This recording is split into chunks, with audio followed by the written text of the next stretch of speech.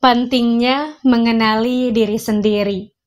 Orang-orang bijak zaman dulu selalu menempatkan upaya pencarian jati diri sebagai hal yang penting.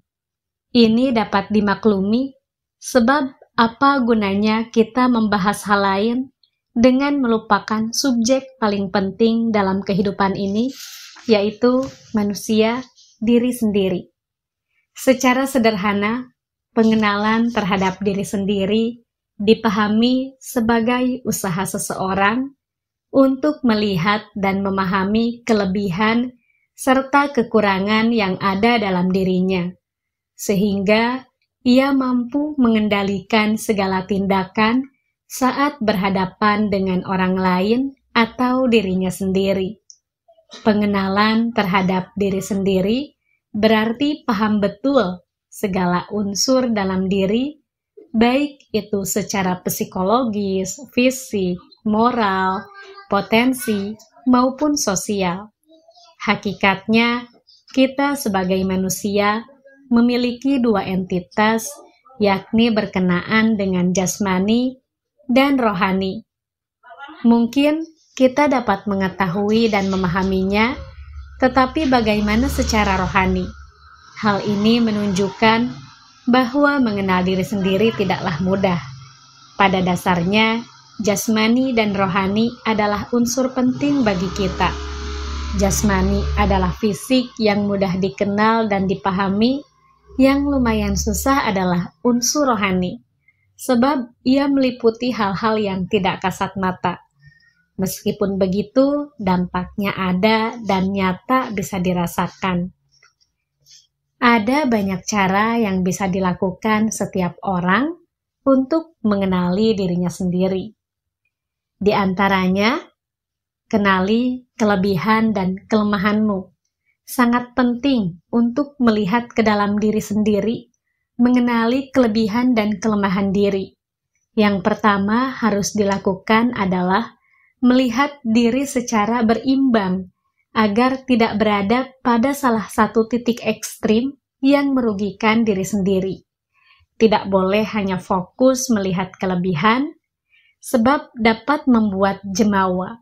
Pun jangan terlalu melihat kelemahan diri, sebab dapat membuat pesimis.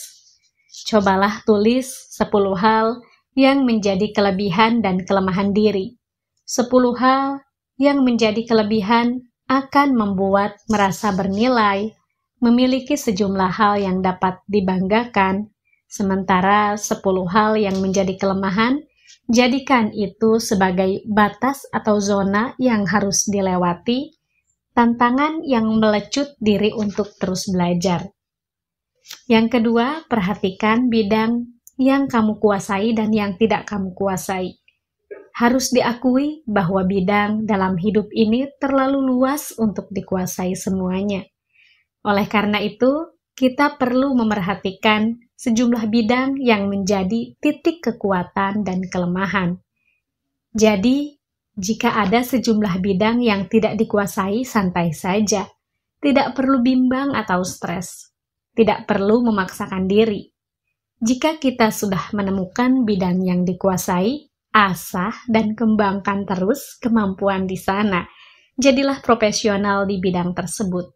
Ketahuilah bahwa arah besar hidup dan karya besar salah satunya ditentukan oleh bidang di mana kita merasa nyaman dan betul-betul super.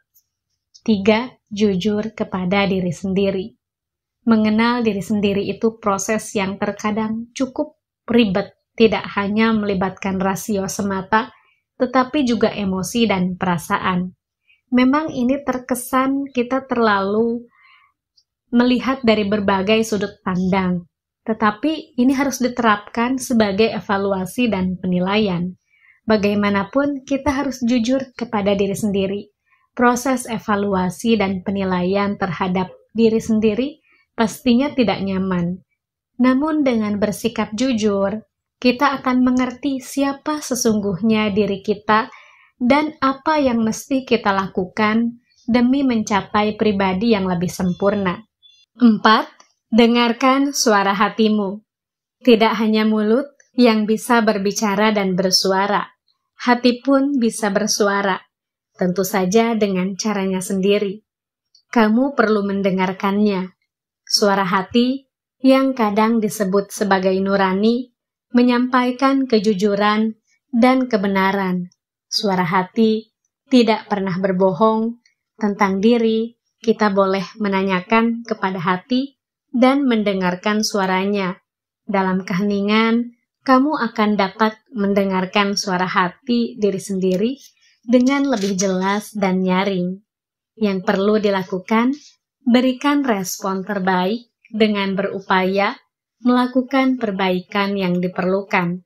Boleh jadi hari ini belum melakukan sesuatu secara maksimal, masih banyak waktu untuk berubah ke arah yang lebih baik. Mulai sekarang, fokuskan bahwa setiap hari ada perbaikan yang positif. 5. Fokus pada apa yang sedang dilakukan.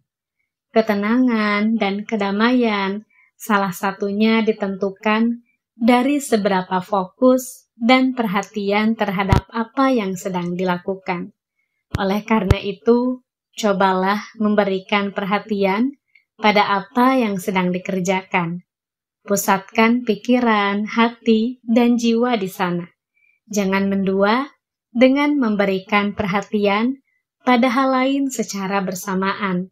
Itu akan memecah konsentrasi dan perhatian. Dengan perhatian yang sungguh-sungguh, kamu akan merasakan apa yang terjadi dengan seluruh kesadaranmu. Kamu bisa mencobanya pada hal kecil, misal saat makan, menikmati sepiring nasi goreng kesukaan. Cobalah jangan mengerjakan hal lain. Jangan makan sambil menggulir layar gawai, membaca-baca artikel, atau mencari promosi barang di toko daring. Belajarlah menghargai diri dengan menikmati sesuatu yang sedang dilakukan. Keluarlah dari kebiasaan multitasking yang mengurangi kedalaman perhatian.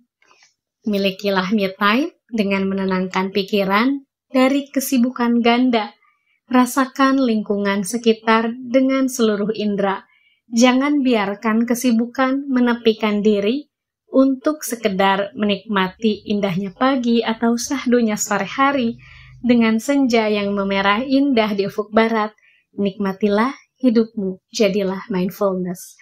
Bila kamu menemukan video ini bermanfaat, jangan lupa like, komen, dan subscribe. Sampai jumpa di video selanjutnya ya.